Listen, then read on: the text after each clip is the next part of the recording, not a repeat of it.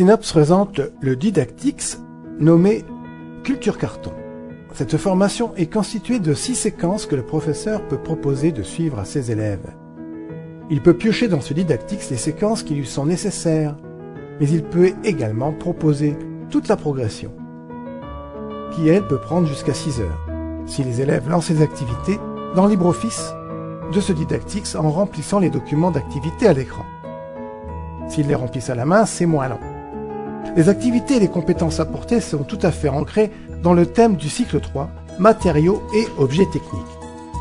Ce matériau, le carton, peut être également utilisé dans le cadre de prototypage de mobilier en carton, réalisé collectivement dans une classe au cours du cycle 4. Donc ce Didactix apporte également des compétences du cycle 4. 6 séquences sont proposées. La première aborde l'histoire du papier et du carton, et des impacts que peuvent avoir ces matériaux sur l'évolution de la société. Naissance du livre, naissance de l'écrit, naissance de l'imprimante, naissance de l'emballage, évolution de l'emballage. La seconde séquence informe les élèves sur la fabrication des divers types de papier et des divers types de carton, dont le carton ondulé. La troisième séquence interpelle l'élève sur la pollution engendrée par ces fabrications industrielles. C'est une opportunité pour apprendre l'intérêt et la signification des logos et autres labels que l'on appose sur les cartons et les papiers. Les chiffres sur la production mondiale et la déforestation sont clairement affichés. Et ils interpellent, ils interrogent. La séquence numéro 4 informe de la consommation française en papier et en carton. Un petit inventaire des grosses sociétés françaises du secteur est réalisé.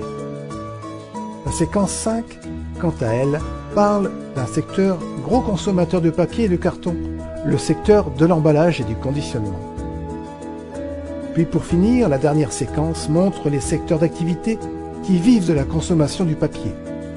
L'industrie forestière, l'industrie papetière, l'imprimerie et l'emballage. Chacune de ces séquences se termine par des activités sur document que l'élève remplira à la main ou à l'écran en ouvrant le document dans LibreOffice directement du Didactix.